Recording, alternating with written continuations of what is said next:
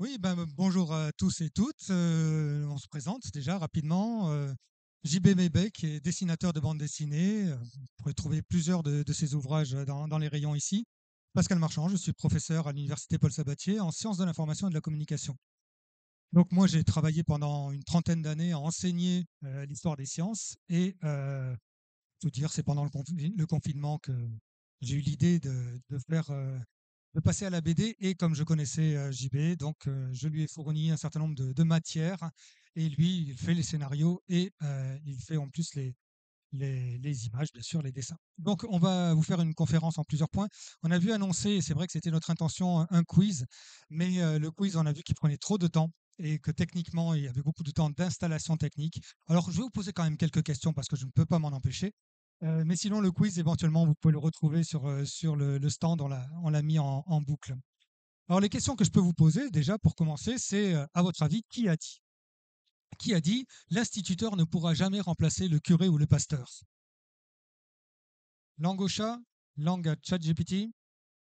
C'est Nicolas Sarkozy, président de la République, dans un discours à Latran qu'il a fait donc le 20 décembre 2007. Deuxième question, qui a dit expliquer, c'est déjà vouloir un peu excuser? Celle-là, elle est plus connue. Non, toujours pas. Manuel Valls, Premier ministre, lors de la commémoration de l'attaque terroriste contre l'hypercacher. Troisième question, qui a dit je crois profondément qu'il peut exister des continuités entre Dieu, la science, religion et raison? Ah, il est moins connu, lui. Non, c'est pas vrai. C'est Emmanuel Macron, président de la République, 21 décembre 2021 sur le site de l'Express. Le dernier, alors là, il est vraiment moins connu. Je le connais, je respecte l'avis des scientifiques. Le problème, c'est qu'il y a la vie réelle. Alors lui, il est moins connu. C'est Patrick Pouyanné, PDG de Total Energy, qui a dit ça lors d'une université d'été du MEDEF en août dernier. Donc on voit qu'effectivement, la culture scientifique n'est pas extrêmement développée, y compris chez nos décideurs politiques et économiques. Ça s'explique un petit peu. Vous voyez que c'est une enquête qui a été faite par l'Institut Rectoy-Versoy qui montre que sur 190 ministres et 337 formations analysées, ben, on a en gros 5% des ministres depuis 2000 qui avaient une formation scientifique. Tous les autres ont une autre formation, généralement sciences politiques, sciences sociales, philosophie, sciences économiques, mais assez peu scientifiques. Alors, en soi, s'ils s'encadraient de scientifiques de temps en temps pour les aider à décider, on pourrait se dire que ça irait bien, mais quand on fait la même analyse dans les cabinets, directeurs de cabinet et conseillers, on a les mêmes proportions. Très peu de nos décideurs s'entourent de personnel qui ont une réelle formation scientifique. Alors ça, c'est pour les décideurs. On a aussi un article, si ça vous intéresse, dans Nature, qui est l'une des plus grandes revues scientifiques du monde, et qui a montré que les politiciens ne comprenaient pas la science et ce qui avait pu expliquer un certain nombre de dysfonctionnements dans la période Covid. Alors qu'en est-il de la population elle-même? Alors là, il y a un certain nombre d'études qui sont faites dans la population. Alors certaines, vous en avez entendu parler, d'autres peut-être pas. Mais par exemple, l'idée que les élèves font partie des plus mauvais de l'Union européenne en sciences. Ça, c'est Teams, qui est une enquête qui est faite régulièrement au niveau européen, qui montre que, vous voyez, on a la moyenne ici à 500, et en dessous de la moyenne, ben, on a par exemple la France, et la plupart des pays sont au-dessus de la moyenne, notamment l'Asie, en score de connaissance des sciences, qui est bien au-delà. D'autres petites choses, la familiarité avec les sciences baisse. Ça, c'est en France, régulièrement et surtout depuis 2012. Donc ça, c'est une enquête qui a été faite qui s'appelle Science and You. Et vous voyez que notamment, on va regarder uniquement la rouge, qui est toute la population considérée ensemble, vous voyez que les autres sont à peu près parallèles. Eh bien, on a une baisse, effectivement, de la familiarité. Alors là, c'est plutôt des jeunes avec la science. Autre chose, les Français sont les plus méfiants vis-à-vis de la science. Alors ça, c'est une enquête, c'est un baromètre européen qui est publié. Celui-là, il date de 2021 sur tous les pays européens. Alors dans le dossier, il y a une quantité absolument phénoménale de tableaux. J'ai retenu uniquement celui-là pour aujourd'hui. C'est pensez-vous que l'influence générale des sciences et technologies sur la nationalité, sur la société, pardon, est plutôt très positive, négative, très négative ou ne sait pas. On voit que quand on les classe par ordre de négatif croissant, pardon, ben, la France est avant-dernière, juste avant la Roumanie. C'est la France est l'un des pays les plus méfiants vis-à-vis de la science. Alors il y a d'autres choses, par exemple, sur le rapport science et religion dans cette enquête, qui est très bien faite et qui est en Science and News, c'est en libre consultation sur le web. La France est en échec, alors ça c'est plus récent, hein, à la fois sur le plan de l'équité et de l'excellence. Là aussi, l'un des graphiques qu'on a pu tirer, que j'ai pu tirer de cette enquête-là, ça c'est PISA. Vous avez sans doute entendu parler de PISA, enquête européenne importante sur l'état de la science.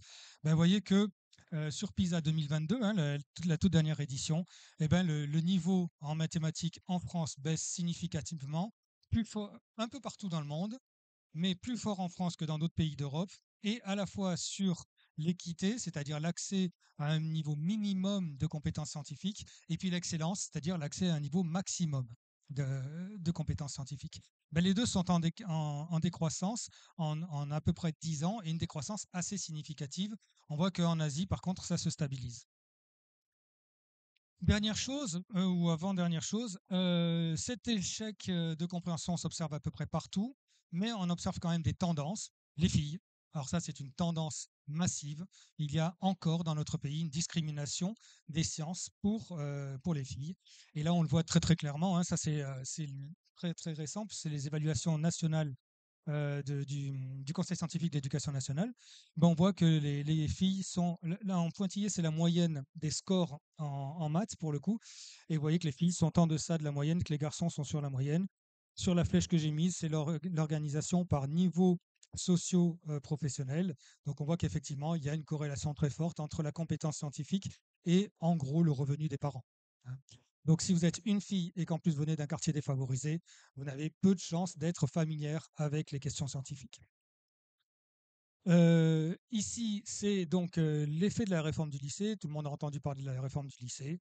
La réforme du lycée, un certain nombre d'enquêtes le montrent, mais là particulièrement cette enquête qui est l'enquête du ministère, eh ben, on voit que, notamment chez les filles, la réforme du lycée, elle est arrivée au moment du décrochage, là, quand on passe de 44% à 17% de filles qui choisissent des études scientifiques. Les garçons baissent aussi, mais on reste quand même assez majoritaire.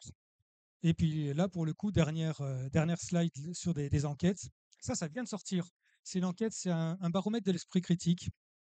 C'est l'association Universcience qui fait ça régulièrement. Je crois que c'est la troisième édition. C'est sorti il y a quelques jours. Et donc, on voit qu'il y a aussi sur l'esprit critique et sur la façon dont on utilise la pensée rationnelle et la pensée scientifique pour prendre des décisions et pour se repérer dans le monde actuel, ben, on voit qu'il y a une baisse significative de ces indicateurs-là, notamment chez les filles et donc c'est en bas à droite, hein, population féminines, moins diplômées et moins consommatrices d'informations. C'est là qu'on va retrouver les plus sceptiques, les plus éloignés de la pensée rationnelle, alors que chez les autres, hein, les analystes, etc., on va trouver plutôt les garçons et plutôt des classes favorisées. Donc voilà un petit peu l'état de la culture scientifique en France et en Europe. Pas bien brillant, qui s'explique par un certain nombre de rapports. Et c'est un petit peu ça qui a motivé notre action, l'écriture d'une bande dessinée, c'est-à-dire d'un moyen de diffusion de masse de la pensée rationnelle. Et là, je vais laisser JB embrayer sur cette question-là. Merci pour ce brillant exposé. Donc, oui, moi, je vais vous parler un peu plus spécifiquement de la BD. Donc, effectivement, c'est Pascal qui en a eu l'idée pour toutes les questions qu'il vient d'exposer. Et puis, comme il vous l'a dit tout à l'heure, parce que il a donné pendant très longtemps des cours d'histoire des sciences à l'université Paul Sabatier, à l'IUT notamment. Et donc, il a ressenti le besoin, notamment pendant le confinement, d'avoir des images pour, euh, pour pouvoir exposer ça de manière plus graphique, un peu plus explicite pour ses étudiants. Voilà, donc il s'est rappelé qu'on avait travaillé ensemble sur d'autres sujets et donc on a commencé à avoir ce projet et moi, c'est un projet qui m'a beaucoup, intéressé tout de suite parce que, j'ai fait beaucoup de alors j'en profite pour faire un peu de pub, hein. Ça c'est, ma bibliographie. C'est toujours de la BD, ce qu'on appelle du réel. Donc, j'ai commencé à travailler sur les sans-papiers. Je fais une BD de témoignage avec un autre universitaire d'une jeune fille qui était partie faire le djihad. Et puis, ce qui m'a le plus plongé dans l'univers, si vous voulez, de l'esprit critique et de la rationalité, c'est cette BD Cosmo Bacchus qui était en 3 tomes et qui était une enquête sur la biodynamie et sur le vin en biodynamie. Moi, ce que je voulais faire à la base, c'était pour sortir des histoires de sans-papiers quelque chose de plus ludique sur le vin, une BD sur le vin, mais avec un caviste. Et en fait, on est tombé sur cette histoire de biodynamie et dont on s'est rendu compte que c'était C'était une agriculture issue d'une doctrine occultiste qui s'appelle l'anthroposophie, qui est liée à une dérive sectaire en fait. Et donc c'est une BD là-dessus. Et ça m'a propulsé dans un monde de zététique, on va dire, donc d'esprit critique et de recherche de rationalité un peu anti-secte. Et j'ai beaucoup critiqué les sectes à une époque. Et donc, ce que je cherchais après, c'était, après avoir beaucoup critiqué les sectes et les fausses croyances, c'était trouver un moyen plus positif de diffuser les savoirs scientifiques ou rationnels ou l'esprit critique.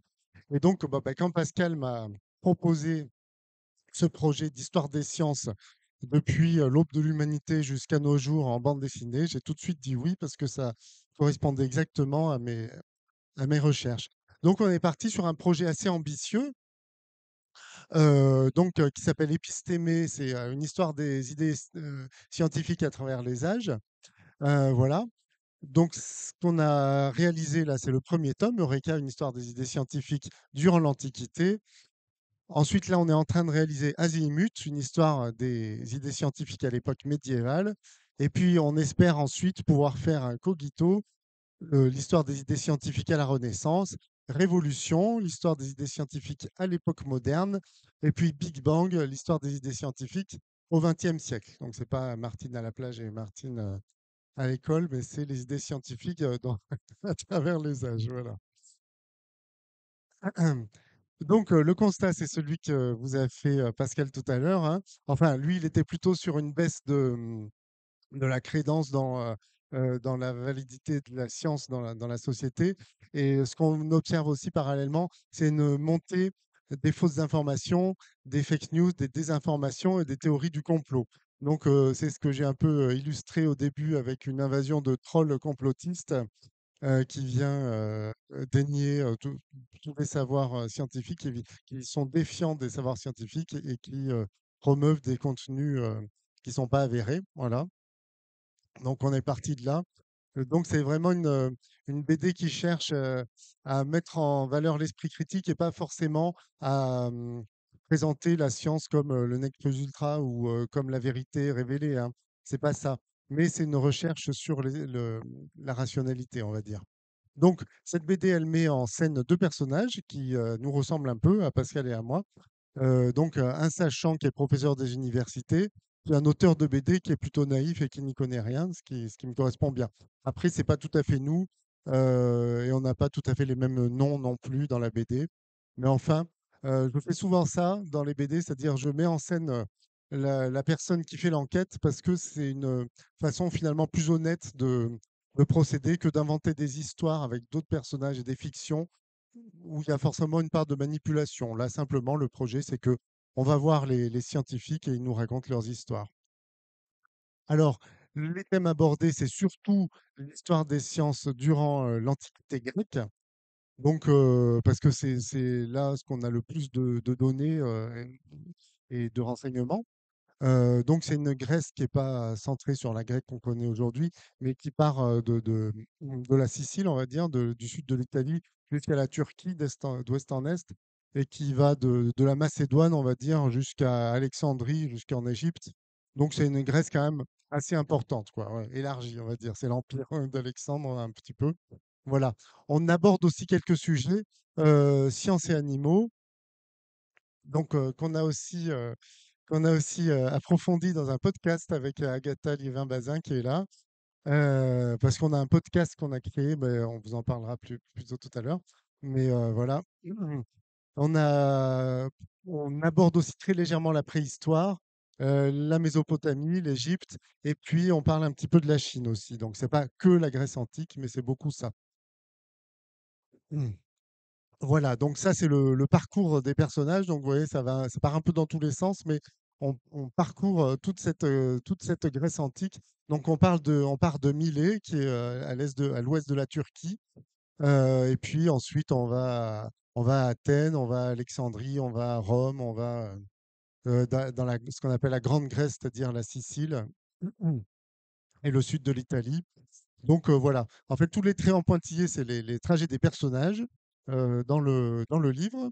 Et toutes les villes qui sont notées, soit les personnages les visitent, soit elles sont citées dans le livre. Donc il y a pas mal de densité d'informations dans ce bouquin. Ouais, ça, c'est la chronologie. Alors, on va pas trop voir les têtes, c'est tous les personnages. Donc là, c'est centré sur les Grecs quand même, enfin, en gros. Donc, la Grèce qu'on vient de voir, hein. On part donc de Thalès en 622 avant notre ère et on termine sur Galien qui est en 201 de notre ère, on va dire. Donc, vous voyez, on voit pas mal de personnages, des connus comme Pythagore, Socrate, Hippocrate, Platon, Archimède, et puis des beaucoup moins connus comme Anaximandre, Anaximène, Eudoxe de Cnide, Aristarque et Ératosthène, des gens qui sont moins connus mais qui ont quand même une très grande importance souvent, et qui souvent ont fait des découvertes assez incroyables en leur temps. Alors ça, c'est donc à l'époque grecque et à l'époque hellénistique, on va dire, antique, il n'y avait pas de différence comme on fait aujourd'hui avec nos sciences, on les tranchait pas en saucissons. Donc c'est ce qu'on a fait aussi dans la BD, c'est-à-dire que la BD c'est un continuum narratif. Il y a pas de, on dit pas, bah, premier chapitre on va parler de l'astronomie, deuxième chapitre, non on fait pas ça. C'est des personnages qui vont voir des gens qui leur parlent, et donc on garde un peu cette histoire. Mais néanmoins, on peut dire qu'on aborde plusieurs sciences différentes. Alors la science s'appelait la philosophie naturelle à l'époque des Grecs et jusqu'à une époque assez tardive. Donc on aborde des points de philosophie forcément, parce que comme je disais, il n'y avait pas de différence. Donc notamment, Épicure a beaucoup développé une théorie scientifique qui avait des développements philosophiques évidents. On parle de Socrate aussi, on parle de différentes choses comme ça. Même Pythagore avait une vision du monde scientifico-philosophico-mystique, on va dire. On parle d'histoire des nombres et des sciences. Donc on fait de l'épistémologie forcément, hein, c'est le sujet du livre. On fait pas mal de mathématiques, il y a beaucoup d'astronomie, il y a de la logique, surtout avec Aristote, il y a de la biologie et de la médecine, on parle d'Hippocrate, de Galien, il y a de la physique, avec beaucoup Aristote aussi, et de la chimie, structure de la matière, ça c'est un sujet important dont tout le monde parle, tout le monde se demande de quoi est fait le monde en fait, si c'est les quatre éléments, si c'est les atomes, voilà, et comment tout ça se combine. Donc, ce qui est intéressant, alors ça, c'est le passage du livre qui est en lien avec le thème de Scientilivre, hein. Euh, on a tenu à ne pas présenter que des théories qui se sont avérées justes. Donc, c'est pas une histoire de ce qu'est le monde depuis l'Antiquité, mais c'est une histoire des théories. Donc, il y a beaucoup de théories qui se sont révélées fausses ou qui sont parties dans des impasses ou qui ont commencé fausses et puis qui après se sont redressées. Donc, des fois, c'est assez surprenant. Enfin, c'est assez perturbant pour l'auteur de BD de faire une BD sur l'histoire des sciences où on parle de Terre plate. Donc ça laisse y croyait, mais après c'est le seul, hein. Donc en fait c'était en moins 600 comme j'ai dit tout à l'heure. Depuis moins 600, enfin les gens ne croient plus à la Terre plate. Donc au Moyen Âge, ils savaient déjà qu'elle était ronde puisque Pythagore le savait déjà et Aristote encore plus. Enfin, vous voyez, pour lui, la Lune était un gobelet flamboyant.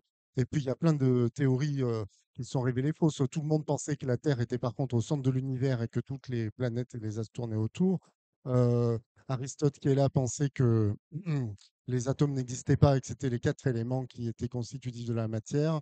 Enfin, il y a beaucoup de théories comme ça qui se sont fait. Voilà. Donc en fait, ce livre, c'est plus une réflexion sur la nature de la science et sur la nature du réel, conséquemment. Donc au début du livre, on se demande ce qu'est la science et on tente une définition que je vous invite à découvrir dans le livre. Et à la fin du livre, on arrive sur le fait que la science, en fait, c'est vraiment pas, comme je disais tout à l'heure, une vérité révélée. C'est un corpus qui doit tout le temps se remettre en question et qui est relativement fiable, mais que relativement fiable, quoi. Il y a pas de, le propre de la science, c'est justement de se refaire elle-même en permanence. Et donc, c'est pour ça que dans ce livre, on met en scène la science de façon incarnée, voilà. Et donc, en quatrième de couverture, j'ai mis ce gag. La science prend cher avec épistémé, elle prend cher, mais on peut dire qu'elle prend cher aussi au sens plus humoristique puisqu'on met beaucoup de gags voilà, dedans. C'est ça. Voilà. Et ensuite, c'est encore à toi. J'espère que j'ai pas mis trop longtemps. Je pense pas. Non, non, très bien. Donc voilà la question qui se pose, merci. C'est tout ça est bien savant, mais l'objectif, c'est quand même de lutter contre les fake news et les complotismes. Est-ce que tout ça peut être un véhicule pour essayer de promouvoir un peu la pensée rationnelle, la culture scientifique et l'esprit critique? Donc nous, c'est effectivement ceux qui nous animent hein, comme esprit. Et donc peut-être simplement pour conclure, ben, tu l'as un petit peu dit avec les trolls, hein, mais on assiste à un retour de la pensée magique. On voit de plus en plus de choses autour de la sorcellerie, vaudou, chamanisme, des pseudomédecines, des New Age en lien avec les complotismes, le survivalisme, etc. Là, il y a de plus en plus d'organismes d'État comme le GEMPI ou la Mivilude qui attirent notre attention sur l'importance croissante de ce genre de pseudosciences ou de pensée alternative.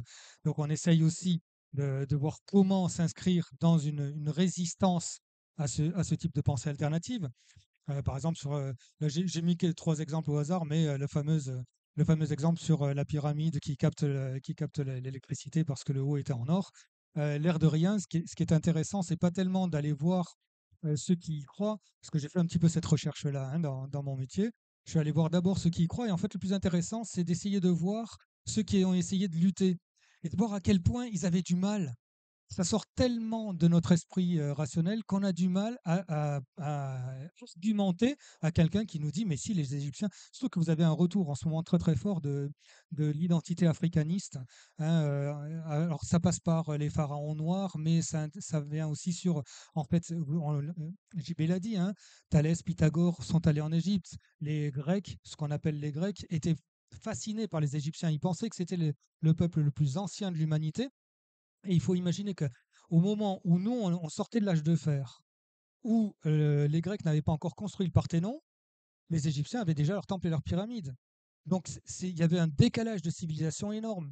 Et du coup, de là à dire Thalès, Pythagore, tout ça, ils ont tout piqué aux Africains, notamment en Égypte, même plus loin, et qu'en fait, les véritables inventeurs de la civilisation et des sciences, c'est les Africains, mais il y a une récupération européenne et centrée sur l'Europe là-dessus, il n'y a qu'un pas. Et c'est très peu référencé. Alors c'est pour ça que nous, on essaye de faire ce travail-là en disant comment on peut arriver à tracer historiquement et géographiquement tout ça. Et donc voilà, c'est ce genre de choses. Allez voir quels sont les arguments des gens, c'est important. Deuxième chose, et ça c'est une citation que j'ai trouvée il n'y a pas très longtemps, euh, de, de Patrick Kane, qui est à la fois PDG de Thales, donc grosse entreprise que les Toulousains connaissent bien, mais aussi président de l'ANRT, c'est-à-dire l'Agence nationale de la recherche technologique. C'est celle qui notamment distribue un certain nombre de thèses, de bourses de thèses de doctorat pour faire des thèses en lien avec l'industrie, pour le dire vite, mais en tout cas avec tout type de demande sociale. Et donc Patrice Ken qui est quelqu'un qui s'intéresse quand même à la science, dit l'affaiblissement du savoir mathématique et scientifique des jeunes n'est pas seulement un problème pour les entreprises, il constitue une menace pour une société démocratique. La défiance irraisonnée envers la science tue. Et là, c'est quand même un indicateur de la gravité de la situation dans laquelle on peut être, c'est-à-dire des gens sont capables de s'affronter extrêmement durement, voire de s'affronter physiquement au nom de croyances contre la rationalité scientifique. Et donc un petit peu notre objectif, il est là, hein, c'est essayer d'amener les gens à arrêter de penser avec les pouces, c'est-à-dire la première chose qui me vient à l'esprit quand je vois un message, c'est le pouce en haut ou le pouce en bas, c'est de dire, bon, avant ça, peut-être, est-ce que j'ai un moyen de raisonner un petit peu d'où vient l'information, comment ça résonne avec la culture scientifique et la pensée rationnelle et l'esprit critique, et peut-être que notre BD est un élément parmi d'autres pour parvenir à ça. Alors, simplement la BD, vous pourrez la retrouver dans notre stand là-bas, mais on voulait mentionner aussi deux, trois petites choses. Festival Livre, donc c'est aujourd'hui et demain, donc nous serons là, en tout cas moi je serai là aujourd'hui et demain. JP, il part en Grèce. Mais donc, on sera présent. On sera aussi rencontre de l'esprit critique et je voulais attirer votre attention sur cet événement toulousain majeur. C'est la quatrième édition cette année des rencontres de l'esprit critique. Il y a à peu près 250 intervenants qui vont venir de la France entière et même de l'étranger, qui sont spécialistes associatifs, universitaires, etc., de tout ce qui est pensée rationnelle, lutte contre les pensées alternatives, ce qu'on appelle le debunking, la démystification des fausses idées, etc. C'est à Diagora, juste à côté. Ça dure 2 jours, c'est gratuit. Il y a plein d'ateliers et plein de conférences extrêmement intéressantes. Donc voilà, j'encourage les locaux de l'étape à réserver leur week-end du 27-28 avril pour les rencontres d'Esprit Critique. On sera sans doute à Fond Beaux-Arts, ça c'est un peu plus confidentiel, mais en région toulousaine. Et puis peut-être que ça sera à toi d'en dire deux mots des podcasts. Ouais, ouais. Oui, donc on a eu l'idée, comme bon, le bouquin fait 200 pages, on voit beaucoup de monde, beaucoup de théories. Et certaines marchent bien, enfin certaines sont très creusées, mais d'autres on les survole, notamment comme je disais tout à l'heure, l'intelligence des animaux et est-ce que les animaux font une sorte de science ou quoi, on l'a vu très rapidement au début du livre. Donc je me suis dit, ça serait intéressant d'avoir un programme de vidéo et audio aussi qui complète la BD pour les gens qui voudraient creuser les théories sur lesquelles on est ou les sujets sur lesquels on a passé vite. Et donc on a créé ce programme. Bon, il y a un épisode qui est sorti, c'est celui dont je parlais tout à l'heure avec Agatha. Et on en a tourné un autre qui est en cours de montage avec Julie Bachellery sur la science à la préhistoire, qui est très intéressant aussi. Alors ça, vous pouvez trouver des infos sur mon site. En fait, vous allez sur épistémé.mebec.net. Mebec, vous avez l'orthographe quelque part, et vous devriez pouvoir trouver le lien. Donc, c'est un projet qu'on fait. Puis, on fait aussi des conférences comme on fait là. Et dernière chose, oui, je peux faire un peu de pub pour le Rasoir Doc, peut-être? Avant, tu peux dire que c'est le tiers-lieu archi. Ah oui, ça se trouve à donc on fait le tournage à l'archipel de Tournefeuille, qui est un tiers-lieu éducatif et de promotion de la science aussi, enfin un tiers-lieu éducatif, voilà, qui nous met à disposition du matériel de tournage, des jeunes qui font les techniciens en fait, donc c'est assez sympa. Voilà le lieu et puis qui nous accueille quoi. Voilà, donc c'est à Tournefeuille et c'est très sympa. Et donc, je voulais aussi parler du Rasoir Dog, qui est une association à laquelle j'appartiens et à laquelle Pascal a pu participer, voilà, il est intervenu aussi, pardon, excusez-moi, dans cette association qui se trouve à l'Euré Café à Toulouse. Donc, c'est un passe de la Colombette et tous les mois, on fait aussi des conférences sur l'esprit critique et sur la vulgarisation scientifique. Donc, c'est à l'Euré Café, si vous connaissez. Voilà. C'est rue de la Colombette à Voilà. Toulouse. Voilà, c'était un petit peu les quelques petites choses qu'on voulait vous dire. Je m'éloigne de la machine. Est-ce que vous avez une question, une réaction, une blague? Hein. Bah, peut-être je peux- Non, je crois qu'il vaut mieux répéter les questions. Bon. Bon, ma question, c'était sur la pensée magique. On n'arrête pas de dire il y a eu une montée de la pensée magique, etc. Et globalement, ça sous-entend un peu que les gens sont plus cons. Est-ce que finalement, la pensée magique, elle a toujours existé, mais finalement, on a juste plus d'offres de grilles de lecture du monde parmi lesquelles on peut choisir et elles sont plus diffusées? Alors, pour ce qui est de la pensée magique ou mythologique ou plus généralement religieuse, ça, non seulement ça a toujours existé, mais ça a eu des aspects facilitateurs de la science. C'est-à-dire que déjà à l'époque grecque, on commence à avoir des connaissances scientifiques qui s'établissent pour des raisons mythologiques. Pythagore est un gourou de secte. Hein, il crée une secte. Pythagore, d'abord, il est né sur l'île de Samos, donc près de la Turquie. Ensuite, il va en Égypte, comme tous, hein, pour voir comment les Égyptiens calculent les pyramides, etc. Et il est déporté. Il est déporté à Babylone, notamment. Et il passe, je crois, une vingtaine d'années. Et quand il revient à Samos, il a plein d'idées scientifiques. Il veut instaurer un système politique. Et ça ne se passe pas bien avec le gouverneur de Samos. Donc, il s'exile et il va dans ce qu'on appelle la Grande Grèce, c'est-à-dire en Italie du Sud, à Crotone et à Métaponte. Et là, il crée une secte, mais une vraie secte. Il est gourou et il est fou comme un lapin, Pythagore. C'est-à-dire qu'il y a des choses. D'abord, il a une phobie des fèves, donc ça rentre dans son rituel. On ne doit pas manger de fèves, on ne doit pas passer dans un champ où il y a des fèves, etc. Et on dit même qu'il en meurt parce qu'à un moment donné, il est poursuivi. Il ne va pas vouloir traverser un champ de fèves et il va se faire assassiner. Donc il y a tout un tas de choses comme ça. Et sa mystique le conduit à considérer les nombres comme des signes magiques. Chaque nombre a une signification. L'organisation des nombres elle-même a une signification. Le 10 qui s'écrit, alors vous savez qu'il n'y a pas de chiffres, hein, chez les chiffres, chez les Grecs, ça n'existe pas. Ils comptent avec des cailloux, avec quelquefois des lettres de l'alphabet. Et donc avec les cailloux, le 10 c'est 1, puis 2, puis 3, puis 4. Ça fait un triangle. Il appelle ça tétractis et pour lui c'est le chiffre sacré. C'est les fondateurs, sa secte, ils ont tous ce symbole-là. Donc il y a un rapport très mystique. Mais à partir de ça, il va construire tout un tas de choses, certaines qui vont tomber, Mais d'autres, par exemple, le cercle. Le cercle va être pour lui quelque chose d'incroyable, c'est le signe parfait. Et donc, pour le cercle, ça va vouloir dire qu'il va imaginer que les planètes tournent dans des mouvements circulaires, et donc ça va être les premiers signes de l'astronomie, mais aussi il va commencer la géométrie du cercle, l'idée qui avait commencé avec Thalès, que quand on fait un triangle, si on met 3 points au hasard, on voit le triangle, mais on a aussi un cercle qu'on ne voit pas et qu'on a tracé quand même avec 3 points, parce que tout triangle est inscrit dans un cercle. Et donc il a toute une mystique comme ça qui le conduit aussi à penser du coup que la Terre est ronde. Parce que la Terre ne peut pas être autrement que le signe de la perfection. Et cette perfection, elle doit s'exprimer de façon sphérique. Et les tétraèdres, donc, enfin les polyèdres, les formes géométriques comme la pyramide, le cube, etc., il va en trouver 5 qui s'inscrivent dans une sphère. Ces 5 qui s'inscrivent dans une sphère vont devenir sacrés. Il y a toute une mythologie derrière. Sauf que Kepler, quand il va reprendre ces analyses-là, il va en déduire l'héliocentrisme. Donc, c'est le lien entre le mysticisme, Kepler qui lui-même fait de l'astrologie, alors que nous, maintenant, l'astrologie, c'est ce qui est le plus éloigné de la logique scientifique. Kepler, mais d'autres, Copernic, c'est pareil, il faisait de l'astrologie tout le temps. Donc, le lien entre la pensée magique et la pensée rationnelle, il est pas aussi simple à établir. Quelquefois, ça a entravé certaines productions, d'autres fois, ça les a développées.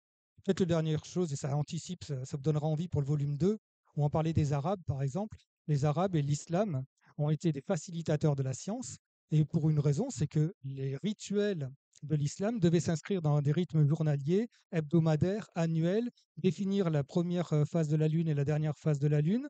Et tout ça, ça a conduit les astronomes arabes à reprendre Ptolémée, à dire ça marche pas très très bien ce machin. Et donc à réimaginer toute la philosophie naturelle et l'astronomie de Ptolémée dans une perspective purement religieuse. Donc voilà, la pensée magique, c'est quelquefois facilitateur. Et puis bon, après, je ne développe pas les aspects où ça vient complètement contrer, par contre, la rationalité, parce que ça, on en a plein sur nos réseaux sociaux. Hein. Et puis que dans toutes ces religions-là, depuis le christianisme jusqu'à l'islam d'à partir du XVe siècle, on a la régulation, hein, l'organisation de la religion qui vient contrer l'évolution de la science.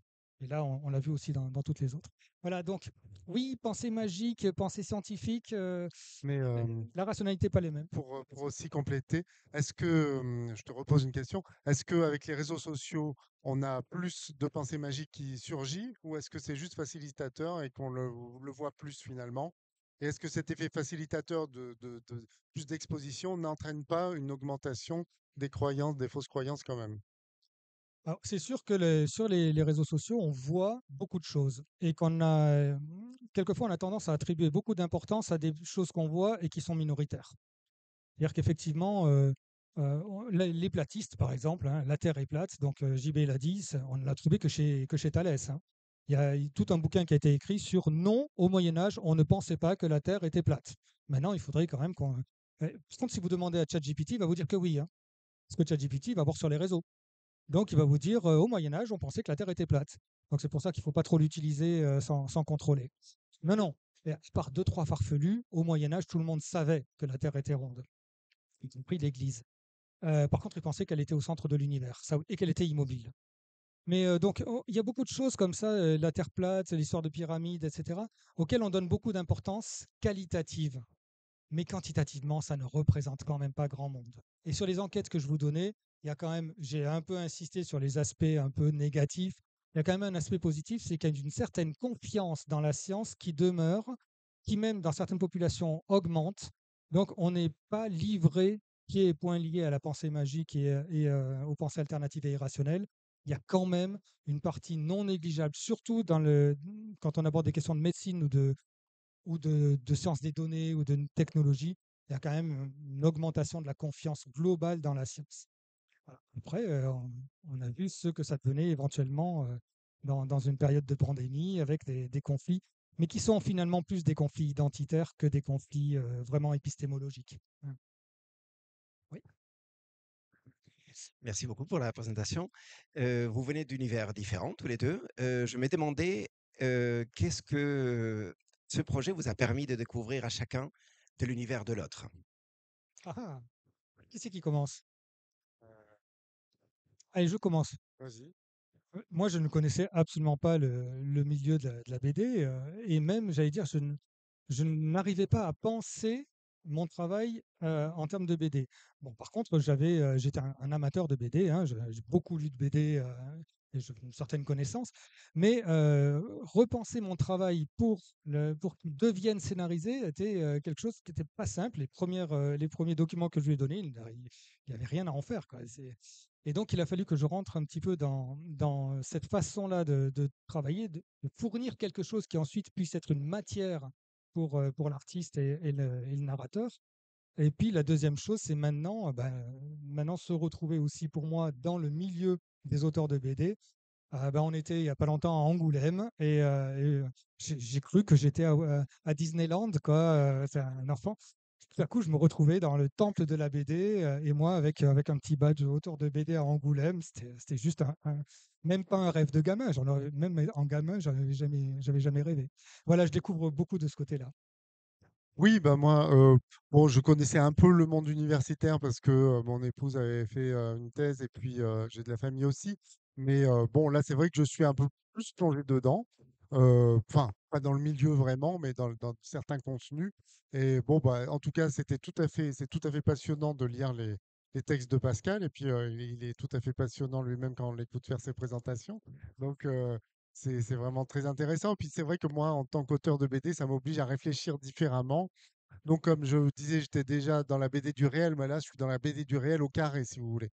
Étonnamment, en même temps, les BD qu'on fait en ce moment ensemble, c'est celle où il y a le plus d'imaginaire qui intervient que ce que j'ai fait, puisque avant, c'était des enquêtes et des témoignages, donc la place de l'imaginaire existait quand même, mais elle était très contrainte. Là, elle est très contrainte aussi, mais malgré tout, euh, c'est dans un contexte où on a deux personnages qui remontent dans le passé, qui rencontrent des personnages dont on n'a quasiment pas de portrait, quoi, et dans des contextes qu'on connaît mal aussi. Donc, je suis obligé d'inventer des trucs. On rencontre, comme on disait tout à l'heure, des spectres, ou des géants ou des dieux. Donc, voilà. Euh, tout ça pour dire que, effectivement, il y a la contrainte du savoir universitaire, mais elle n'empêche pas un imaginaire de fonctionner à plein quand même. Voilà. Est-ce Ça marche? Oui.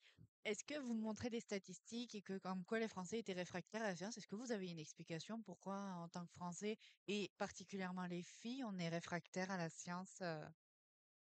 Non, j'ai pas d'explication. Moi, j'ai pas d'explication à fournir. Simplement, j'ai fait une vraie recherche sur toutes ces enquêtes-là et c'est une constante. Pourquoi, je ne sais pas.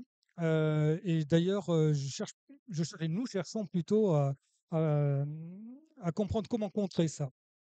Et ça va me permettre de dire une chose d'ailleurs, c'est que la BD, elle est préfacée par Françoise Combes. Vous avez peut-être vu passer. Françoise Combes, c'est une astrophysicienne très très connue en France. Elle est prof au Collège de France à l'Académie des sciences. Elle a reçu la médaille d'or du CNRS. Et on a pensé à elle parce qu'il y avait il y a un moment avec un personnage qui n'est pas très connu, qui s'appelle Empédocle, qui est celui qui a inventé les quatre éléments, hein, et notamment la synthèse des quatre éléments pour composer la matière. Ça se passait en Sicile. Et Empédocle, là aussi, il y a une histoire de dieu, de volcan et tout ça. Et Empédocle, donc, il imagine que toute la matière est composée de l'air, l'eau, le feu et la terre, mais que ces éléments peuvent être unis ou désunis en fonction de deux forces. C'est les forces de l'amour et les forces de la haine. Et donc, les forces de l'amour unissent, les forces de la haine désunissent. Et donc, à un moment donné, on se dit, bon, c'est un peu naïf ce truc-là. Sauf que il y a une théorie très contemporaine dont vous avez peut-être entendu parler, qui est la théorie de l'énergie sombre et de la matière noire, qui sont des formes de dislocation et d'union de la matière et qui expliquent et qui composeraient 95% de la matière de l'univers.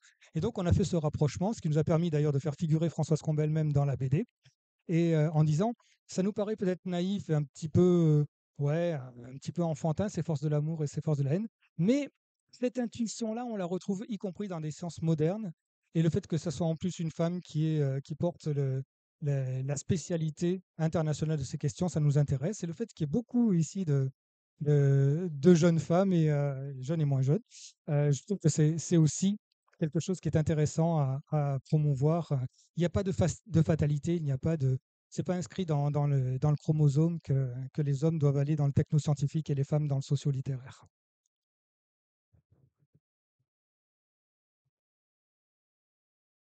3-4 minutes si vous avez encore une blague.